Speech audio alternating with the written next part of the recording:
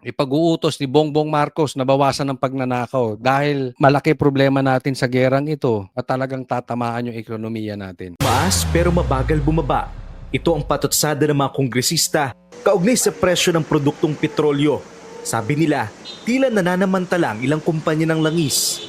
Kapag ang fuel is going up, within 1 week, ang bilis ng taas natin.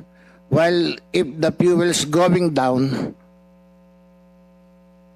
ang hina ng baba natin. Alam mo, kung si Bongbong Marcos hindi inutil, may punto yung sinasabi nito eh. Pag tumataas ang presyo sa merkado ng gasolina, ang bilis magsitaas nito mga animal na itong mga gas station. Pero pag bumababa, ang tagal nila, utay-utay. Pero pag tumaas, taas agad. Huwag naman kayong swapang. Ito panawagan ko sa inyo, mga gas station, napakaswapang ninyo. Sabi nga ni Bongbong Marcos, may stock pa naman tayo. So sa madaling salita, nabili nyo ng mura yan. Bakit ibebenta nyo ng mahal? Dahil nagkagera. Mali naman atang diskarte yan. Yan po ay utak negosyante. Hindi po yan utak na may pagmamahal. Hindi po yan utak ng Pilipino. Wag namang ganun. Hindi, buti kung nabili nyong mahal, okay lang. Hindi, stock nyo yan May stock pa rin tayo. Pero giit ng Department of Energy, ayon sa batas, wala naman kasi silang direktang kapangyarihan na kontrolin ang presyo ng petrolyo.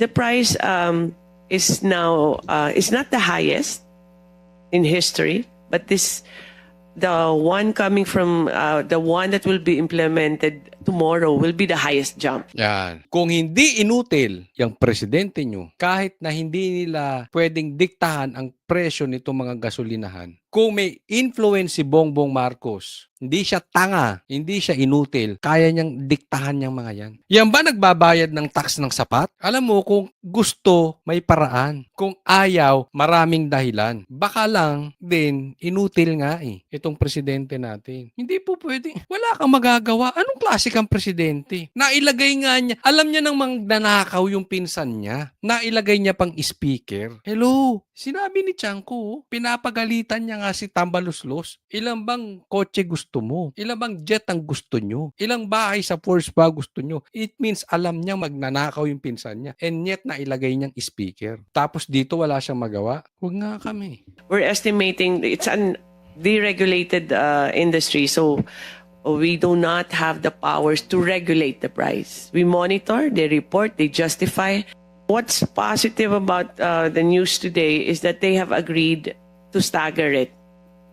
Stagger in a sense that in the whole week, hindi isang bagsakan na 20 pesos kaagad tomorrow. Kaya kita sabi niya, ang tataas kasi, kunwari 20 pesos, ang good news doon, uutay-utayin nila. Yung pala, yung utay-utay, kada araw magtataas. Hindi ganun dapat. Ang utay-utay niyan dapat kada linggo. Magtaas kayo ngayon. Kasi every Tuesday nagtataas Magtaas kayo. Tapos susunod na taas next Tuesday ulit. Hindi yung araw-araw. Stock nyo lang yan Napakagahaman nyo naman. Nagpapatuloy ang diskusyon sa Kamara kaugnay sa hirit ng Malacanang na bigyan ng kapangyarihan ng Pangulo na suspindihin ang excise tax. Inutil talaga to. Sabihan mo pa yan, that automatic na yan. I-announce mo pa sa media. Huwag na tayo maglokohan. Kung yung presidente hindi inutil, alam naman niyang may hawak ni Tambaluslos yung karamihan dyan sa Kamara. Sabihan niya lang, oy, bigyan niyo na ako ng emergency power. Alisin ko yung excise tax. Huwag niyo nga kami niloloko. Ayaw mo lang, Bongbong Marcos. Pinaiikot-ikot mo kami.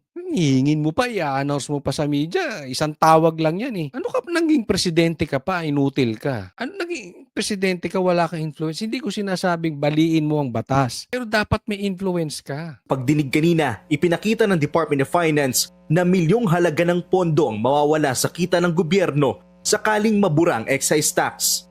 Ayon sa kagawaran, aabot sa halos 136 billion pesos ang revenue loss sakaling ma-abolish ang excise tax simula Mayo hanggang Disyembre ngayong taon. Okay, teka muna. Okay, magkano raw mawawala? Mga 136 billion kung aalisin natin ang excise tax ngayon hanggang sa December 2026. Magkano lang yan? 136 billion lang. Magkano yung pinapadalang maleta? Nasa 800 billion. Bongbong Marcos, ipatawag mo. Bawasan ng nakaw. Magsusurvive tayo. Pwede ba? Ngayong taon, yung kamanyakan nyo sa pera, bawasan nyo. Yung kagahaman nyo sa pera, bawasan nyo. Yan, isa sa legacy yan. Oh. Isipin mo, buong mundo nagtaas ng gasolina. Pilipinas, hindi. Bakit? Inalis yung excise tax. Di, ang galing mo nun, Bongbong Marcos. Kung hindi kayo swapang, di ba? I mean, napakaliit ng 136 billion compared sa mga pinamimigay sa inyo na 800 billion. Hindi naman siguro magugutom up to the 10th generation kung mabawasan ka 136 billion. Kung tumatanggap ka naman ng 800 billion, pambihira naman. Naman. Bawasan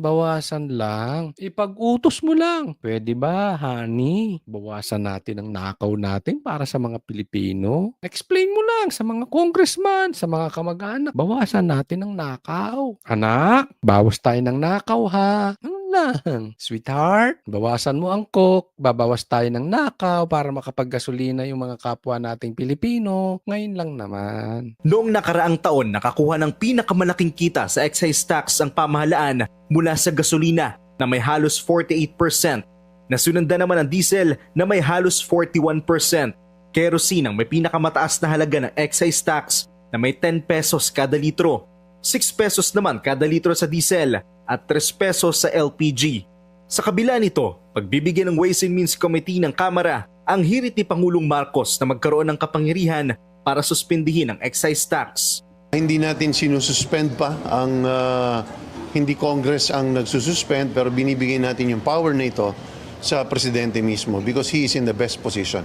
Nilalagay lang natin yung mga limits within which kailan, paano at gaano katagal niya lang pwedeng i-exercise ang pagsususpend ng excise tax. Aminado ang Ito lang nga, simple lang to. Ang hinihingi, emergency powers. Hindi martial law, ha? Baka sumobra sa powers to si Bongbong Marcos. Gahaman eh. Hindi lang, gahaman sa pera, gahaman sa power. Baka mauwi tayo sa martial law, ha? Okay, nililinaw lang natin. Pero wag na nating paikot-ikutin. Sabi ko nga, pag gusto, may paraan. Pag ayaw, maraming dahilan. Pag nasuspindi ang excise tax, it means seryoso si Bongbong Marcos. Tulungan ang Pilipino. Pag hindi nasuspend ang excise tax, kunwari lang si Bongbong Marcos na concerned sa Pilipino. Pero in reality, ayaw niya talagang tanggalin. Naglilinis lang ng pangalan. Kunwari may ginawa niya ang gusto niya, ginawa niya ang kanyang magagawa, pero hindi nangyari. In short, gahaman talaga sa pera. Ayaw mabawasan ang kita ng gobyerno. Dahil alam natin, may maleta issue. As simple as that. Kasi pwede naman eh. Kung gusto, pwede naman. Alam naman natin yan. So, tingnan natin kung mababawas talaga. Kasi marami naman binanggit si Bongbong Marcos na hindi nangyayari, di ba? Kunwari, hindi pa papasukin ng ICC, pero pinapasok. Kunwari, hindi pa papasukin ng EDCA, pero pinapasok. Kunwari, hindi pa papasukin ng barel sa KOJC, pero pinapasok. Lahat yan puro pagkukunwari. Ito na naman tayo sa another pagkukunwari. Pagkukunwari na gustong suspindihin ng excise tax, malalaman natin kung sususpindihin o hindi. Malalaman natin ang totoong gusto ni Bongbong Marcos.